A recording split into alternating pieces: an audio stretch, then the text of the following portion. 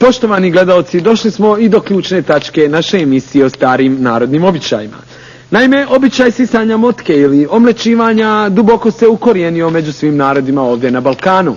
Stoga smo napravili i razgovor sa trojicom najistaknutijih sisača motke ili omlećivača posredstvom naše satelitske kompanije Motka. Molio bi režiju da nas spoji sa prvim od njih. Dobar dan. Da li se stara tradicija sisanja motke i danas upražnja u vašem selu pa i šire? Da, molit ću. Svakako. Sisanje motke predstavlja jedan vrlo važan čimbenik koji na pravi način pokazuje sve prednosti omlećenika. I ja sam i sam kao mali dečko, i to mi je jako drago, postao omlećenik. A koja je danas najaktualnija primjena motke s obzirom na komplikovanost kompletne situacije današnje? Najveća primjena motke, Nele, može biti razvoj hrvatske mlade demokracije i borba protiv razne četničke hajdučije. Hvala našem prvom sagovorniku, a mi ćemo drugom sagovorniku postaviti pitanje šta naime on očekuje od sisanja motke uopšte. Očekujem da motke srpskog naroda zaista budu motke naše.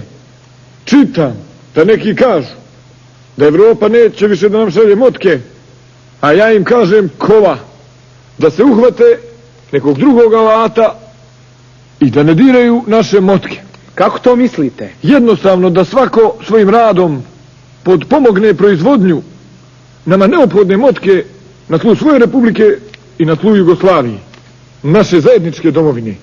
Zahvaljujemo se našem drugom sagovorniku, a trećem bi postavili jedno kompleksno pitanje. Naime, na tlu Bosne i Hercegovine sisanje motke bilo najintenzivnije tokom vjekova, naročito u posljednje vrijeme. Kakav je odnos sisanja motke sa sva tri naša naroda koja žive ovdje u Bosni? Ja mislim, Karajliću, ovako da svi imaju to u tradiciji, tu motku, i srpski narod, i hrvatski narod, i muslimanski. Znaš šta ću ti reći? Posebno muslimanski narod, jer oni razvijaju jufku, oni imaju razne tjestenine, imaju razne pite se prave i šta ja znam, uštipci, peksimeti i razne vrste. A oni se od ovolikog tijesta ne mogu napraviti ukoliko se dobro ne razviju. Tako da oni koriste motku kao oklagiju. Je li ovako otprilike nešto? Jest, tako baš razvija.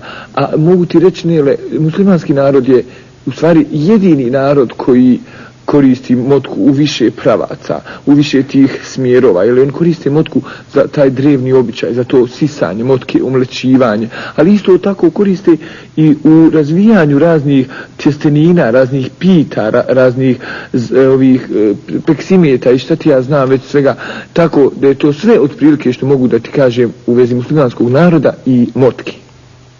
Zahvaljujemo se našim sagovornicima. Kao što vidite, oni razvijaju razne teorije o sisanju motke, a meni je ostalo jedino to da se time bavim u praksi.